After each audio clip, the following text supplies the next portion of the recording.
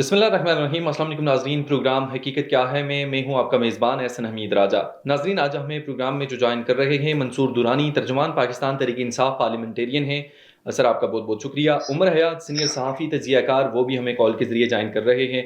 उमर साहब, आपका भी बहुत बहुत शुक्रिया। सबसे पहले हम जानेंगे मंसूर दुरानी साहब आपसे, एक तो जो मुल्क की कंडीशंस हैं इकानमी के लिहाज से, और साथ आपकी जो पार्टी है तहरीक इंसाफ पार्लियामेंटेरियन, मैं इस हवाले से पूछूंगा। एक तो मुल्क की जो अभी कंडीशंस हैं उस हवाले से क्या कहेंगे? क्या वाकई में जिस तरह मुस्लिम लीग नून ये दावे कर रही है कि मईशत अच्छे तरीके से, एहसन तरीके से ऊपर जा रही है, क्या आम आदमी को वाकई में कोई रिलीफ मिल रहा है इस तमाम तर सिचुएशन में?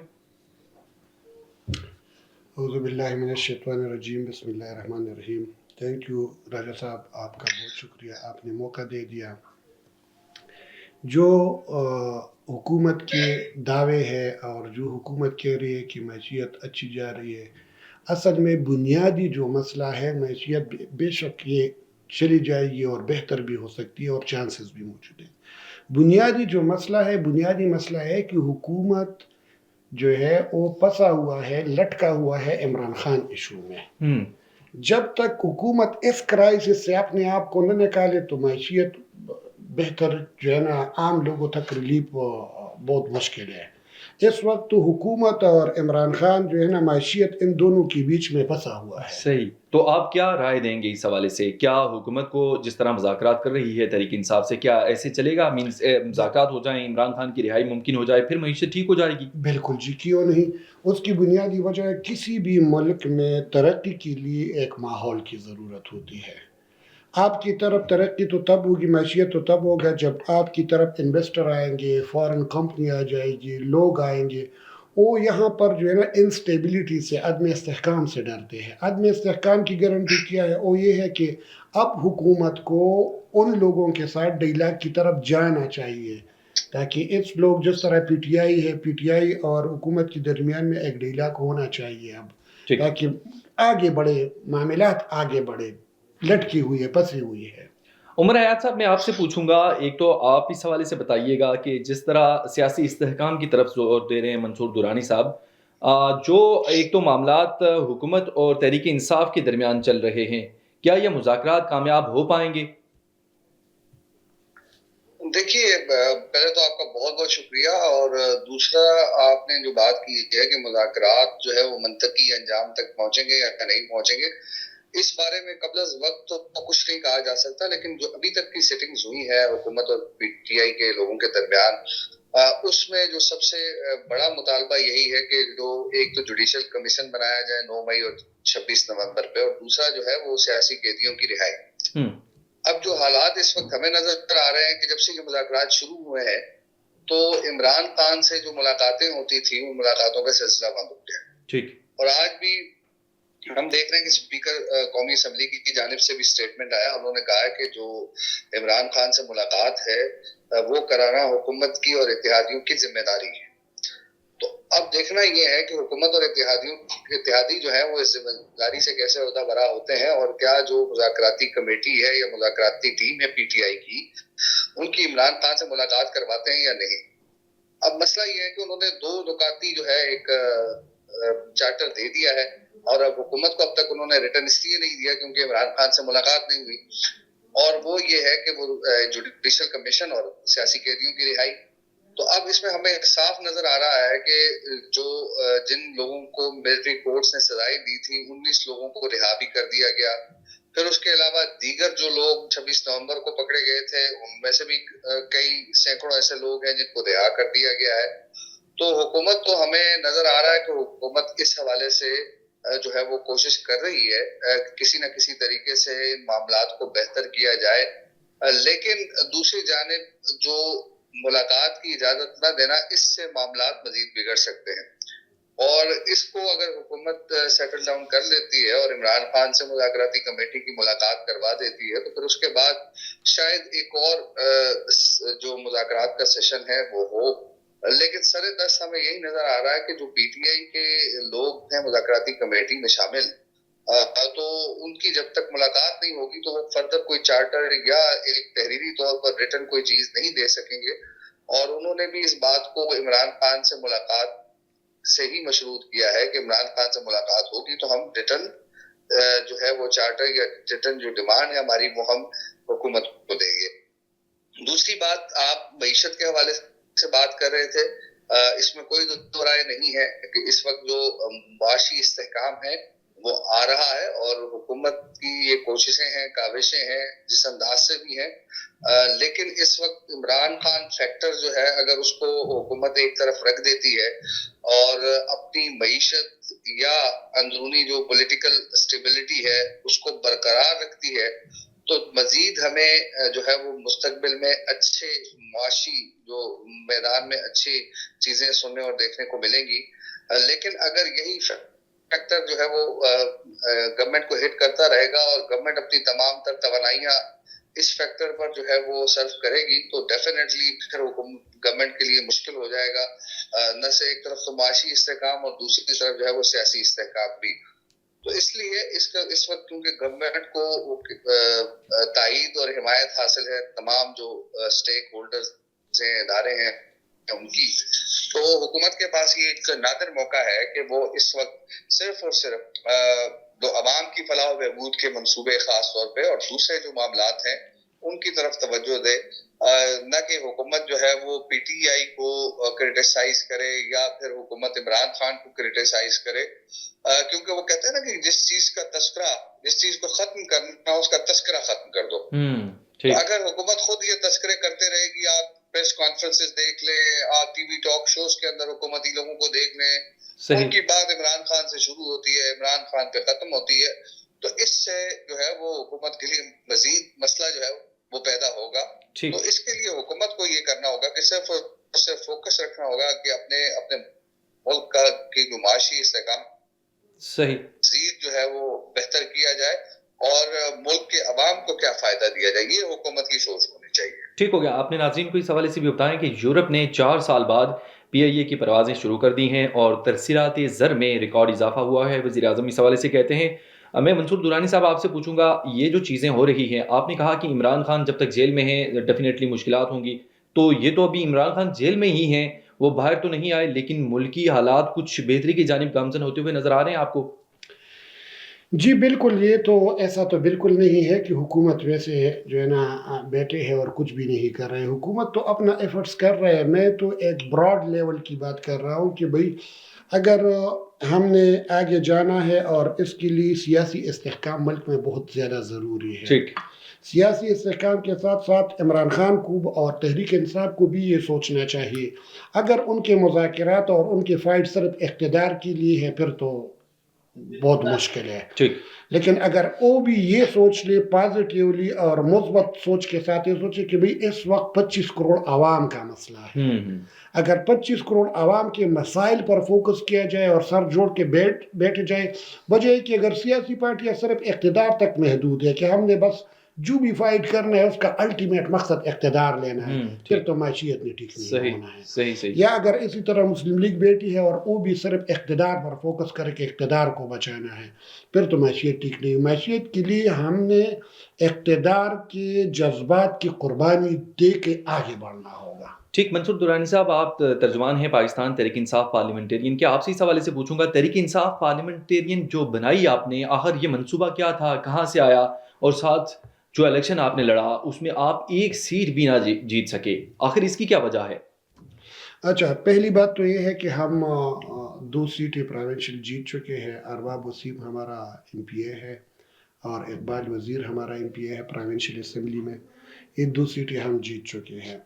اب آیا ہے کہ پی ٹی آئی پارلیمنٹیرین کیوں بنی. پی ٹی آئی پارلیمنٹیرین یہ ہے کہ یہ پی ٹی آئی کی پاکستان تحریک انصاف تھی, اور پاکستان تحریک انصاف کے ساتھ یہ سارے لوگ اکٹھے پالیٹکس کر رہے تھے. جب عمران خان نے پالیسی چینج کی, وہ ایک جنگ کی طرف چلا گیا, اس نے پالیٹکس کو ایک انتشار اور جنگ کی طرف لے گیا. پھر وہ سارا جنگ جو ہے وہ سندھ بھی وہ جنگ میں حصہ نہیں لے رہا تھا, پنجاب بھی اس جنگ میں اسی طرح ایکٹیو نہیں تھا, نہ بلوچستان سے کوئی. سارا جنگ انہوں نے آ کے پختونخوا میں پختونوں کے کندھوں پہ رکھ دیا. ہم نے یہ سوچا کہ بھئی ہم اس ملک میں سیاست ضرور کرتے ہیں لیکن ہم ملک کے اداروں کے ساتھ لڑ نہیں سکتے، اور اس کی بنیادی وجہ بھی ہے، میں آپ کو اس کی ایک بنیادی وجہ بتا دوں، اور یہ بہت لازمی بات ہے، یہ آپ سن لیں۔ اس ملک میں اقتدار کس نے کرنا ہے؟ اس ملک میں اقتدار یا تو سندھ نے کرنا ہے، یا پنجاب نے کرنا ہے، یا اسٹیبلشمنٹ نے کرنا ہے، اور جنگ ہم لڑے۔ عمران خان ہم سے جنگ لڑوانا چاہتا تھا، تو کس لیے ہم جنگ لڑے کہ ان تینوں میں سے کسی کو اقتدار مل جائے، ان کے اقتدار کے لیے ہم فیسلیٹیٹر بن جائے۔ اس لیے ہم نے ان سے الگ ہو کر ایک سیاسی راستہ اختیار کیا کہ نہیں، ہم یہ جنگ کا حصہ نہیں، لیکن اس میں یہ ہے کہ میں اس حوالے سے بھی پوچھوں گا آپ سے، کیونکہ دو آپ کے سابق وزرائے اعلیٰ آپ کے چیئرمین ہیں، مینز ان کی اگر بات کی جائے، وہ ہوتے ہوئے بھی آپ کے پی کے میں بھی اپنی حکومت نہ بنا سکے، کوئی بڑی سیٹس نہیں لے سکے، تو ڈیفینیٹلی عوام نے آپ کو مسترد کیا ہے نا۔ یہ بات آپ کی صحیح ہے، یہ اس طرح کی نہیں ہے۔ عوام نے فیصلہ کس چیز پہ دے دیا؟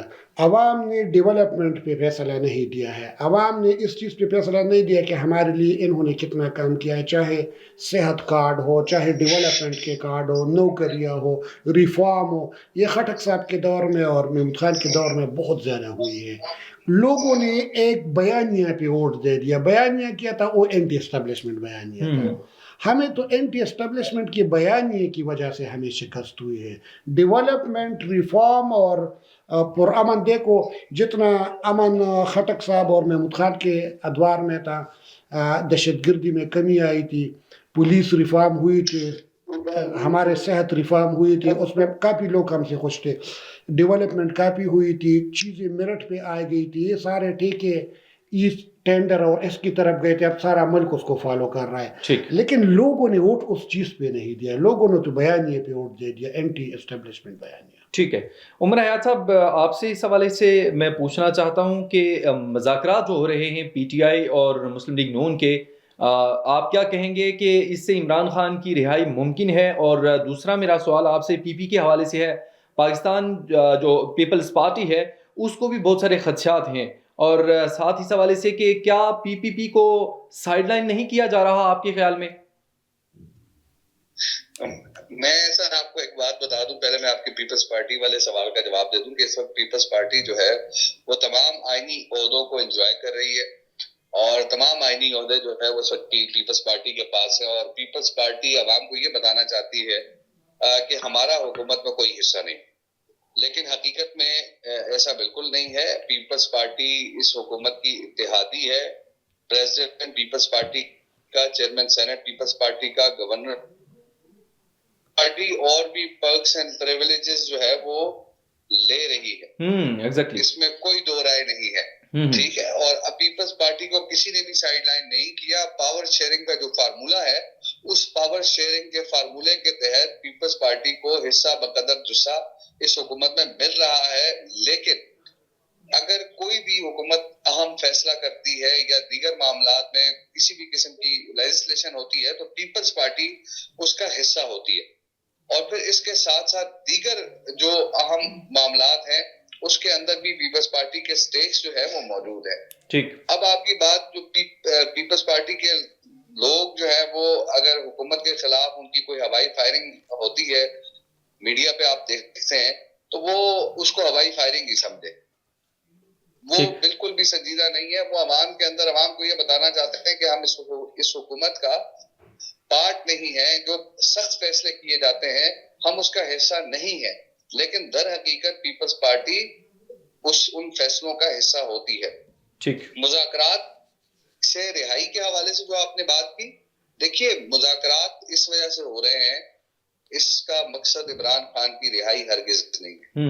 ٹھیک، مذاکرات اس وجہ سے ہو رہے ہیں کہ پی ٹی آئی کو انگیج کیا جائے تاکہ وہ کسی نہ کسی طریقے سے جو ہے وہ جس طرح دھرنوں کا اعلان کیا جاتا ہے، احتجاج کا اعلان کیا جاتا ہے، نہ وہ دھرنوں کا اعلان کرے نہ وہ احتجاج کا اعلان کرے، تو یہ اس لیے پی ٹی آئی کو انگیج کیا جا رہا ہے اور ان کے ساتھ ایک اچھے جو ہے وہ ماحول میں بات چیت کے عمل کو آگے بڑھاتے ہیں۔ اور وہ ہمارے پاکستان میں ویسے بھی کئی چیزیں مشہور ہیں کہ جو کام نہیں کرنا تو اس پہ کوئی کمیٹی بنا دو، اس پہ جو ہے وہ ڈائیلاگ سٹارٹ کروا دو، مذاکرات سٹارٹ کر، تو یہ ساری چیزیں ہیں کہ پی ٹی آئی کو انگیج کیا جا رہا ہے۔ اچھا عمر صاحب، یہ بھی آپ سے پوچھنا چاہوں گا کہ 24 نومبر کا جو احتجاج ہوا پی ٹی آئی کی جانب سے، جس برے طریقے سے وہ فلاپ ہوا، اس کے بعد کیا آپ سمجھتے ہیں کہ کوئی اور بھی احتجاج ہو سکتا ہے؟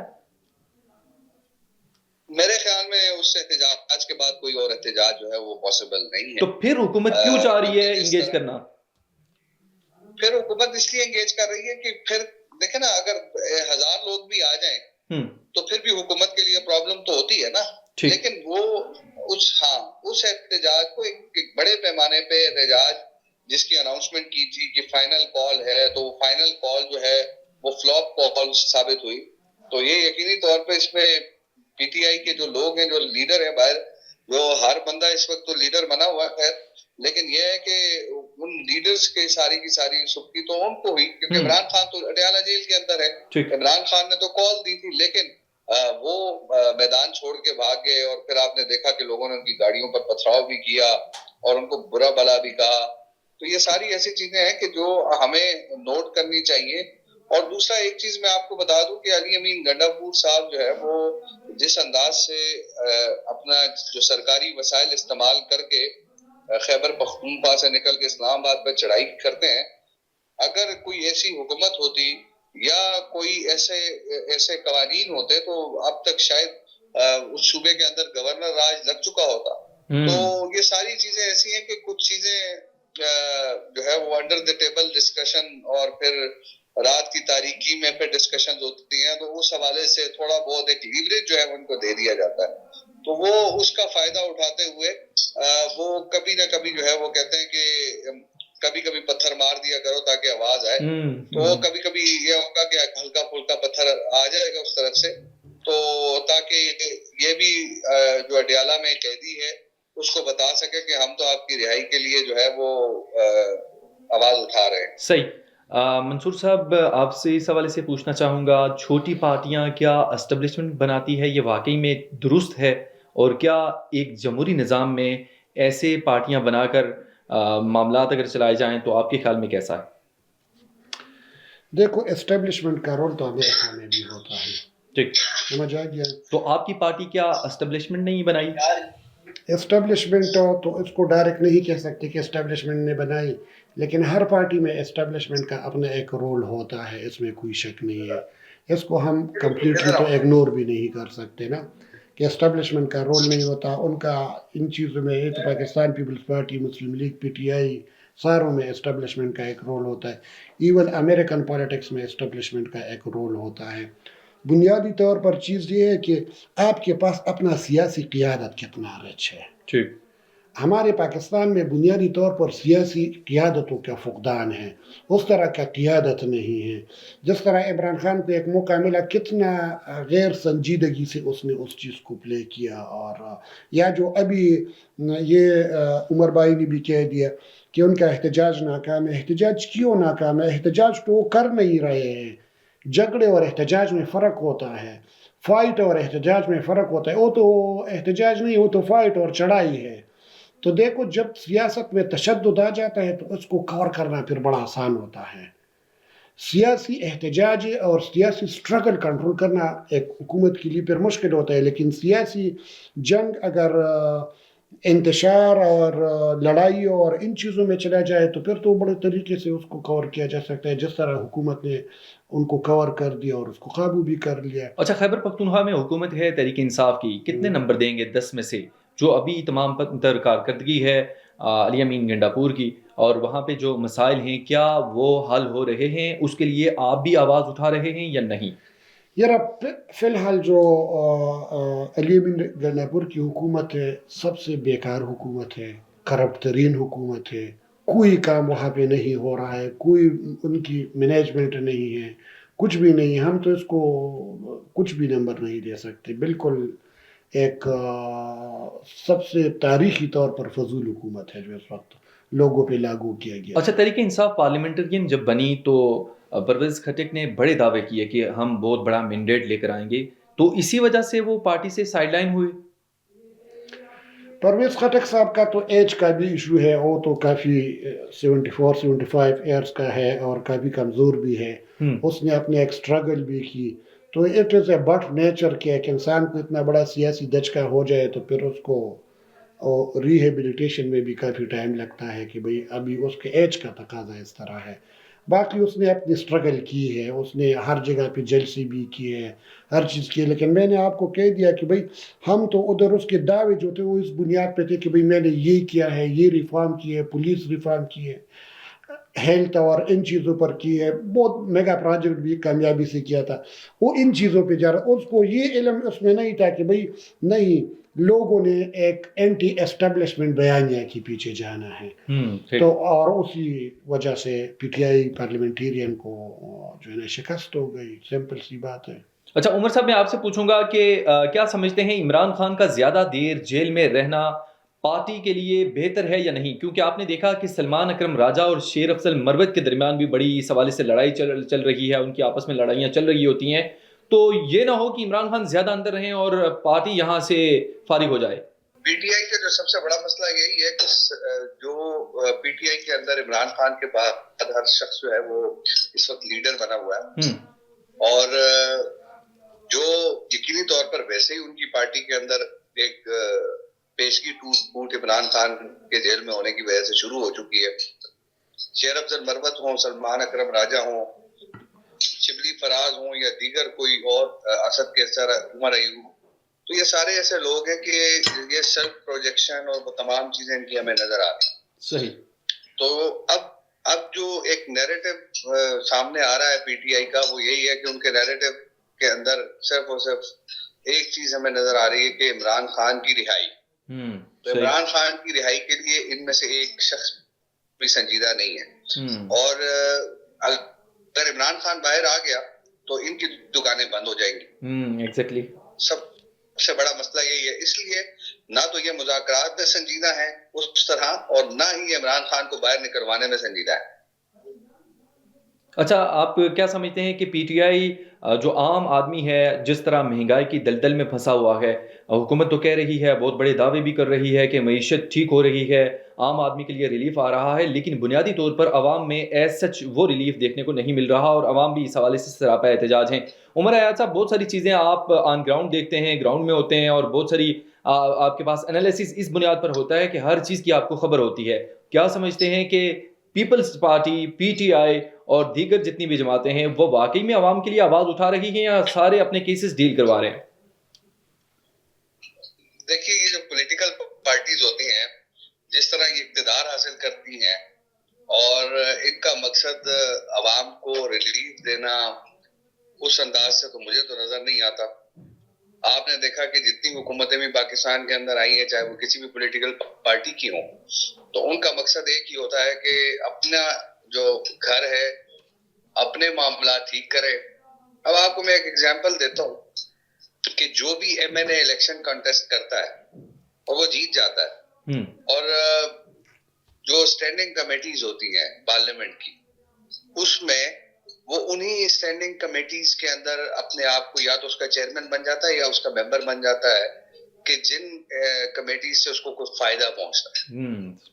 اور خاص طور پہ ہم دیکھتے ہیں کہ کوئی بزنس ہے، کوئی بزنس کر رہا ہے، یا پھر کوئی ایگریکلچرسٹ ہے، یا جس کے کوئی بھی معاملات ہے، تو وہ اسی کمیٹی کو پریفر کرتا ہے کہ مجھے یا تو اس کمیٹی کا چیئرمین بنایا جائے یا پھر مجھے اس کا ممبر بنایا جائے، تاکہ وہ اپنے کام جو ہے وہ نکلوا سکے. تو یہ پاکستان میں وہ کہتے ہیں کہ جس کی لاٹھی اس کی بھینس ہے. تو جس کے پاس پاور ہے تو وہی جو ہے وہ آگے بڑھ سکتا ہے، جس کے پاس پاور نہیں ہے. اب دیکھیں، آپ کے پاس 50 کروڑ روپیہ نہیں ہے، آپ ایم این اے نہیں بن سکتے. آپ کے پاس 1 ارب روپیہ نہیں ہے، آپ سینیٹر نہیں بن سکتے. تو بس یہ لوگ پیسے خرچتے ہیں اور پھر کماتے ہیں. یہ پولیٹیکل، یہ جو ہمارا جو سسٹم ہے، ڈیموکریٹک سسٹم، یہ ڈیموکریٹک سسٹم ہی نہیں ہے، یہ ڈیموکریسی ہی نہیں ہے. صحیح. پاکستان کے اندر یا ہم انڈیا کے اندر بھی دیکھیں، انڈیا میں بھی یہی حال ہے، لیکن یہ وہ ڈیموکریٹک سسٹم نہیں ہے کہ جس سے عام آدمی کو ریلیف مل سکے، عام آدمی فائدے میں رہے. آپ دیکھیں نا کہ آپ ایک پروجیکٹ عام آدمی کے لیے لانچ ہوتا ہے تو اس کے کک بیکس کہاں کہاں پہنچتے ہیں، ٹھیک، اس میں کمیشن کہاں کہاں پہنچتا ہے.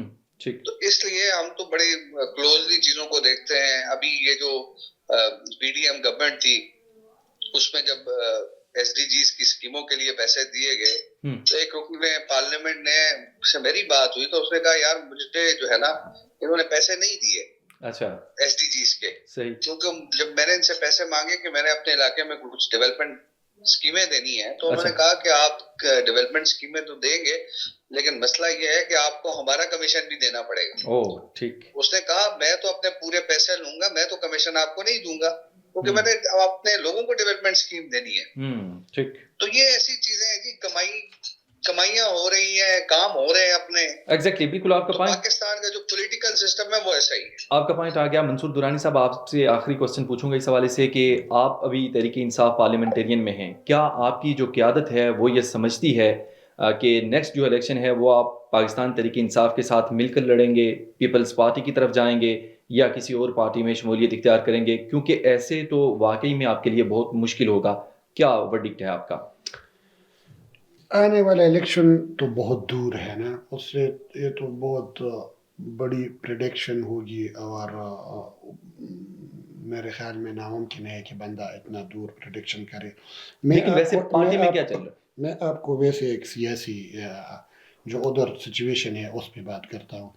دیکھو، پختونخوا میں پاکستان پیپلز پارٹی مرکزی پارٹی تھی، پاکستان مسلم لیگ مرکزی پارٹی ہے، پاکستان تحریک انصاف مرکزی پارٹی ہے۔ اب پاکستان پیپلز پارٹی نے وہاں پر سارا انحصار جو ہے وہ انہوں نے عوامی نیشنل پارٹی پہ کیا کہ عوامی نیشنل پارٹی ادھر جو ہے نا سیٹیں جیتے گی اور وہ پیپلز پارٹی کے ساتھ آگے جا کر اتحاد کرے گی۔ انہوں نے اپنا کوئی ایفرٹس ادھر نہیں کیا ہے پختونخوا میں۔ پاکستان مسلم لیگ نے تمام تر اپنا جو ہے ایفرٹس چھوڑ کے اور سارا ڈیپینڈ جے یو آئی پہ کیا ہے۔ انہوں نے خود وہاں پر سپیس خالی چھوڑ کے، تو لوگ تو ایک مرکزی پارٹی میں جانا چاہتے تھے، مرکزی پارٹی کی جو ہے نا عوام تک ایکسیس نہیں تھی ان دو پارٹیوں کی، تو لوگ مجبوراً پی ٹی آئی کے ساتھ چلے گئے کہ بھئی مرکزی پارٹی یہ ہے۔ اب جو موجودہ علی امین گنڈاپور کی حکومت وہاں پر آ گئی تو علی امین گنڈاپور نے وہاں پر جو ہے نا ان کا کوئی پرفارمنس تو ہے نہیں عوام کے لیے کوئی ریلیف تو لا نہ سکے، تو اس وجہ سے وہاں پر پیپل پارٹی اب جا کے بہت زیادہ پاکستان تحریک انصاف جو ہے وہ جا کے بہت زیادہ ٹوٹ پھوٹ کے شکار ہوگی۔ تو ہمارا ادھر ابھی جو آنے والے الیکشن ہے اس میں مسلم لیگ نون کے ساتھ بھی ہمارا پیچ اپ ہو سکتے، وجہ کہ ان کے پاس اتنے الیکٹیبل کینڈیڈیٹ پختونخوا میں نہیں ہے جتنے ہمارے پاس ہیں، نہ پاکستان پیپلز پارٹی کے پاس ایز سچ کوئی الیکٹیبل کینڈیڈیٹس ہے جتنے ہمارے پاس ہیں۔ جو ہمارے لوگ الیکشن ہار چکے ہیں نا وہ بھی اے این پی اور پیپلز پارٹی مسلم لیگ اور جے یو آئی سے زیادہ ہمارے کینڈیڈیٹس تھے، ٹھیک ہے، جو 5,000 سے لے کر 20,000 تک ووٹس لے چکے ہیں۔ تو ہمارا ایک رچ سسٹم ہے پی ٹی آئی پی کا، جو اگلے والے الیکشنز میں جو ہے نا ہم ٹھیک ٹھاک بارگیننگ پوزیشنز میں ہیں۔ ٹھیک ہو گیا، آپ کا پوائنٹ آ گیا۔ منصور درانی صاحب، آپ ہمارے اسٹوڈیو میں آئے، آپ کا بہت بہت شکریہ۔ عمر حیات صاحب، آپ کا بھی بہت بہت شکریہ۔ ناظرین، پروگرام آپ نے سنا، فیڈ بیک لازمی دیجیے گا۔ اگلے پروگرام کے لیے دیجیے اجازت، اللہ نگہبان۔